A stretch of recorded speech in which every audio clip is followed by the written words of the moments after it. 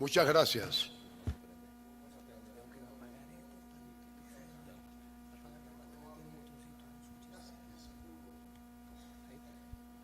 Casi seguro que la voz no me vaya a acompañar como yo quisiera por una gripe que he adquirido de algún modo.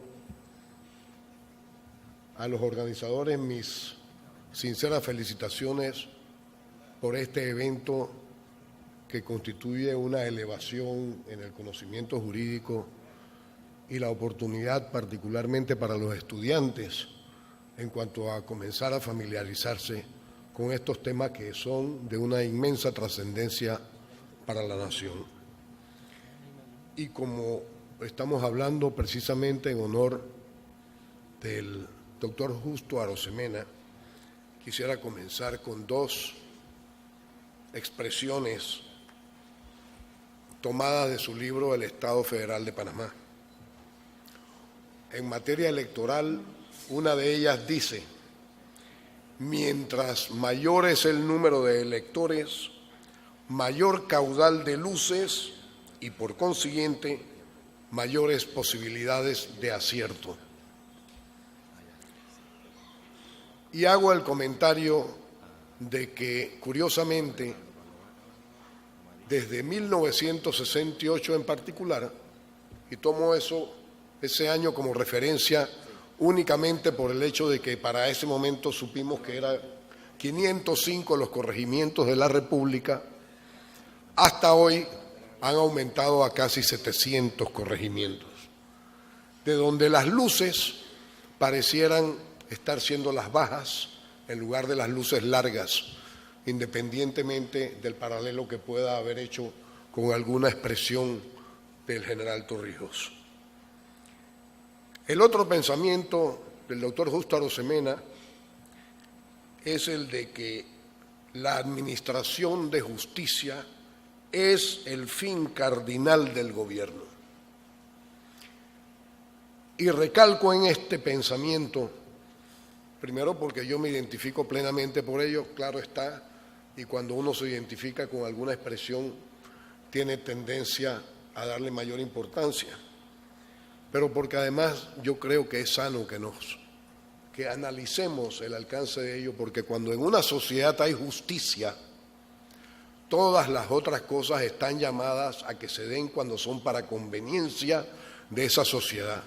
Si hay justicia, probablemente va a haber mejor educación. Si hay justicia, va a haber mejores vías de comunicación, va a haber más respeto, va a haber mejor distribución de la riqueza. Y por eso me he detenido en ella. Y ya, habiendo agotado esa introducción, me aboco al desarrollo del tema. La justicia penal electoral en nuestro país ha venido desarrollándose paulatinamente. Tengo que comenzar por decir que desde que el mundo es mundo, en torno a todas aquellas cosas que representen un valor para un ser humano, también se ha dado la antítesis de la delincuencia. Así, cuando el dinero es importante, cuando la tierra, los títulos, los cargos son importantes, inmediatamente se genera también el interés de algunos por hacerse de estas cosas fuera de los cánones aceptados por la sociedad. Cuando el voto se hizo importante para la humanidad a lo largo del tiempo, también ha habido quienes a lo largo del tiempo han procurado violentar los esquemas relativos a la protección del sufragio, particularmente porque con el voto se llega, en los tiempos modernos sobre todo, al poder relativo o inclusive al mayor de los poderes. Y naturalmente hay quienes saben que por esas vías se puede acceder a otras muchas cosas. Cuando, por consiguiente, surge la delincuencia en torno al irrespeto al voto, se atenta directamente contra la democracia en la sociedad, porque el ser humano y la sociedad se retrotrae a aquellos estados primitivos de los que nos hablaban autores en otros tiempos, y se hace el Estado, es decir, tiene que surgir el Estado como el leviatán en las sociedades en que no existe ningún orden y prevalece en ellas entonces, la ley del más fuerte. De este modo, los ordenamientos jurídicos deben preservar que haya el respeto a los procesos electorales.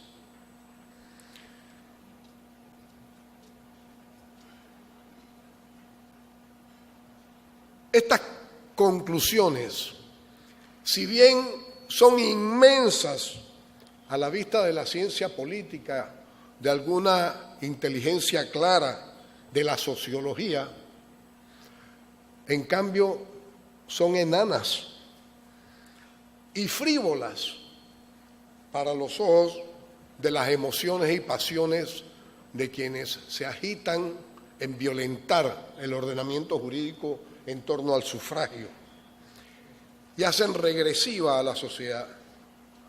De aquí que el Estado, si comprende bien el alcance que tiene preservar un sistema electoral sano, deba dedicarle ingentes esfuerzos a que la sociedad pueda sostener ese sistema electoral sano. De otra manera, la sociedad se va a ir pervirtiendo paulatina, pero necesariamente. Por otra parte, el tema electoral es de alta complejidad. La justicia electoral, por consiguiente, en nuestros tiempos, sobre todo, demanda que haya una especialidad de parte, y una especialidad importante, de parte de los juzgadores y de los investigadores. Así como con el devenir del tiempo se han hecho especialistas en el órgano judicial los jueces en materias como, por ejemplo, propiedad industrial, familia y otros, así los hay también en el derecho electoral. Cuando en Panamá no existía esta especialidad y la teníamos o la experimentamos desde mucho antes de 1903 y hasta 1972, no se podían tratar los temas de la misma manera y la tendencia era a la proliferación creciente de los procesos electorales. Fue en 1958, en primer lugar, cuando las reformas constitucionales que entraron en vigor, impulsadas por el presidente de entonces, Ernesto de la Guardia, dieron por primera vez en el clavo, señalándole al Tribunal Electoral la responsabilidad de juzgar los delitos electorales. Y en la de 1972, donde se afianzó esa potestad del Tribunal Electoral, añadiéndole la de que se estableciera un fiscal electoral que debía investigar los delitos. Así, el artículo 144 hoy dice: la Fiscalía General Electoral es una agencia de instrucción independiente y coadyuvante del Tribunal Electoral que tendrá derecho a administrar su presupuesto. El fiscal electoral será nombrado por el órgano ejecutivo, y vamos a ir después un poquito a subrayar esta situación, sujeto a la aprobación del órgano legislativo para un periodo de 10 años. Deberá llenar los mismos requisitos que para ser magistrado de la Corte Suprema de Justicia y tendrá iguales restricciones. Sus funciones son salvaguardar los derechos políticos de los ciudadanos, vigilar la conducta oficial de los funcionarios públicos en lo que respecta a los derechos y deberes políticos electorales, perseguir los delitos y contravenciones electorales, de allí emana fundamentalmente el deber de investigar, y ejercer las demás funciones que le señale la ley. Quede entonces claro que en Panamá el ente competente, la institución que administra justicia en materia electoral es el Tribunal Electoral, y lo hace privativamente, y así lo señala expresamente el artículo 142 de la Constitución Política. Pero al mismo tiempo señala que es a la Fiscalía Electoral la que le corresponde perseguir y, en otras palabras, efectuar las investigaciones cuando se trate de las violaciones del orden electoral vigente en la República. A ambas instituciones les da autonomía la ley, y quizás aquí tenemos que detenernos a hacer el primer análisis con respecto a las deficiencias de nuestro sistema electoral. Esa autonomía se ha entendido tan marcada para el Tribunal Electoral y para la Fiscalía Electoral que, aunque parezca paradójico, siendo que el artículo 2 de nuestra Constitución, desde que existe división de los poderes del Estado, y así se ha entendido en todo nuestro hemisferio, hace la clara expresión de que la soberanía radica en el pueblo y el poder público emana de él, que se ejerce a través de los órganos legislativo, ejecutivo y judicial, que deben trabajar independiente y separadamente, pero en armónica colaboración. Por supuesto que esa armónica colaboración es en función de los fines comunes que tiene el Estado, para beneficio de la sociedad asentada en el territorio de ese Estado. Pero en el caso del Tribunal Electoral y la Fiscalía Electoral no hay armónica colaboración. No hay la comunicación mínima que se requiere para que se pongan en función de lo que persigue la norma, tanto constitucional como legal, en cuanto al fortalecimiento de la democracia, porque en últimas de eso es de lo que se trata.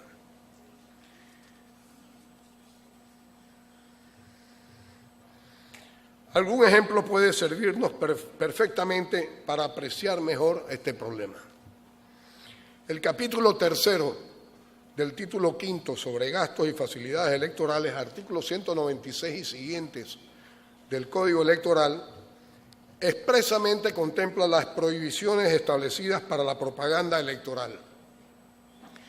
Y en ella se señala que el Tribunal Electoral, o se señalaba más bien, porque sí se ha corregido, tenía la potestad de suspender la propaganda electoral que fuera contraria a las disposiciones también de carácter electoral que no permiten esa propaganda cuando se atenta contra la dignidad de la persona, de la familia, etcétera. Pero por una modificación que se introdujo, creo que fue en el año 2012 o 2013, se hizo posible no que el Tribunal Electoral suspendiera la propaganda, sino que lo pudiera hacer únicamente después de que el fiscal electoral lo solicitara así al Tribunal Electoral, y el fiscal electoral disponía hasta de 15 días para tener esa denuncia en su poder sin comunicarle nada al Tribunal Electoral. Todos sabemos el daño tan grande que se puede causar con una propaganda masiva y tecnológicamente eficaz, como se ha estudiado en materia de publicidad, a cualquier persona y a cualquier sociedad. Y esto, naturalmente, solo puede entenderse si nos remitimos un poco al escenario que existía en aquel momento. Un presidente que sabía perfectamente los efectos de la propaganda, porque su propia actividad lo había experimentado, que había designado a un fiscal electoral que que había sido miembro de su propio partido, que no dio nunca muestras de ser independiente con respecto a la voluntad de ese presidente y que además controlaba la Asamblea Nacional, porque sin el concurso de la Asamblea Nacional no se hubiera podido nombrar a ese fiscal electoral. De tal manera, pues, que sin estos pincelazos no se comprende bien por qué se hizo una norma como esa. Ahora lo podemos entender. Esto afortunadamente fue modificado y ya no es de la misma manera y se le ha restituido al Tribunal Electoral la facultad que antes tenía.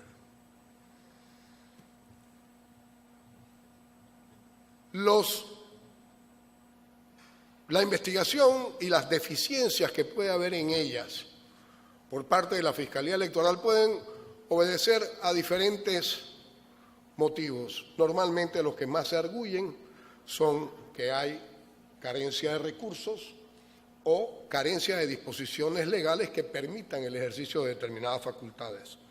Veamos estas dos. En cuanto a la carencia de recursos, vale la pena señalar que en la vista fiscal, en la vista presupuestaria de la Fiscalía, del fiscal electoral, cuando concurrió a ella en el año 2015 para el presupuesto del 2016, uno de los diputados lo cuestionó severamente, después de advertirle que esa institución carecía de iniciativa y era improductiva e inoperante, y le dijo textualmente de este modo: dígame cómo se siente usted, señor fiscal, en una institución con ese nivel de salario que usted percibe, con una imagen tan negativa y tan resquebrajada de su administración. ¿Cómo usted se siente al dirigir una institución de esa naturaleza? Y el fiscal general respondió: honorable diputado, la Fiscalía General Electoral ha sido víctima de una campaña mediática. Primero tengo que comenzar por decir que el Código Electoral está totalmente obsoleto. Y lo obsoleto del Código Electoral pasa porque en estas elecciones se han evidenciado los grandes vacíos y las grandes falencias de nuestro Código. Pero no puntualizó ninguna. Ahora bien, si nos atenemos a las expresiones del propio fiscal electoral, veamos qué tiene la legislación y donde nosotros sí, después de estudiar la misma, podemos concluir que sí hay falencias. Nada hay perfecto en este mundo. Y efectivamente nuestro Código Electoral no se escapa de esa regla que sí es universal. En primer lugar, debo decir que existe un grave problema en la legislación penal electoral en cuanto a los términos fijados para la prescripción de la acción penal que está prevista. Para los delitos electorales en 3 años, para las faltas electorales en 2 y para las faltas administrativas en 1. Esto quiere decir que cuando se concurre a una elección para escoger representantes o funcionarios que van a estar en sus cargos por 5 años, la trampa que se haga, las ilegalidades que se cometan en ese proceso, tienen que ser ventiladas durante esos 5 años. De otra manera van a prescribir. Es más, tienen que ser ventiladas en los primeros 3 años, cuando el gobierno es más fuerte, porque todos los gobiernos se desgastan, todos. ¿Y qué pasa? Que cuando la persona electa participó ella misma en la comisión de las faltas, encuentra plena protección, inclusive de inmunidades que hoy se llaman fueros, y no pueden ser juzgados. En segundo lugar, si únicamente se trata de que es un particular, pero allegado al poder, entonces el entramado burocrático se encarga de proveerle protección. Y vamos a quedar en la misma situación. Y al no haber ejemplos que constituyan disuasivos para que otros ciudadanos en el futuro no caigan en las mismas faltas, esas faltas van a ser repetitivas. Ya tengo la luz amarilla aquí, voy a tener que apurarme dolorosamente, pero tengo un rato. El segundo punto que debo señalar es que las normas del Código Electoral son más eficientes y ágiles que en ninguna otra jurisdicción. Ni la marítima, a la que hemos dado tanta importancia en Panamá, que tiene la primera marina mercante del mundo, funciona con la velocidad con que funcionan las disposiciones procesales electorales, gracias a que todos comprendemos que si las elecciones tienen lugar el primer domingo de mayo, siempre que no sea 1 de mayo, y la toma de posesión debe ser el 1 de julio, en año y medio, lo deseable, perdón, en mes y medio, en 2 meses, lo deseable es que todo haya sido agotado. Y por eso las disposiciones procesales electorales son de una gran eficiencia. Sin embargo, en Panamá, desgraciadamente, muchos de nuestros colegas recurren al ejercicio abusivo de los recursos. Y aunque en las disposiciones legales hay normas que contribuyen a prevenir eso e inclusive a sancionarlo, hay mucha aprensión de parte de los juzgadores a aplicar esas normas por el temor de que después se les pueda señalar de estar inclinados a favor de alguna de las partes. Y no se hace.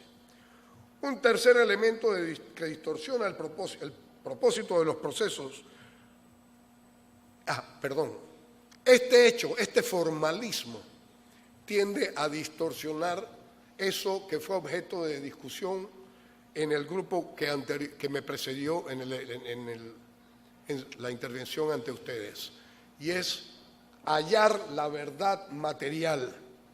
La proposición de tantos recursos termina en que se distraiga la atención o no se enfoque correctamente en hallar la verdad material de los hechos y se repare, en cambio, en formalismos y en base a ellos termina distrayéndose lo que debe ser materia de la decisión.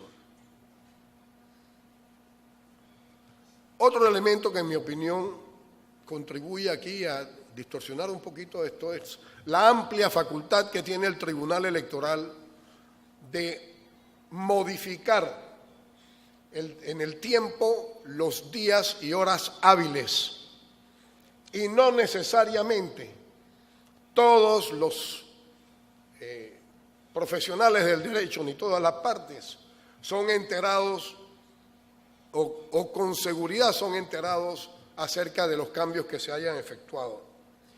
Y con frecuencia, a mí me ha pasado, me he quedado sin poder presentar un documento porque llegué antes de las 5 de la tarde, que es cuando en todas las jurisdicciones en la República de Panamá vence una hora, vence el horario de trabajo, porque el Tribunal Electoral en esa oportunidad había dispuesto que la hora de trabajo terminaba a las 3 o 4 de la tarde.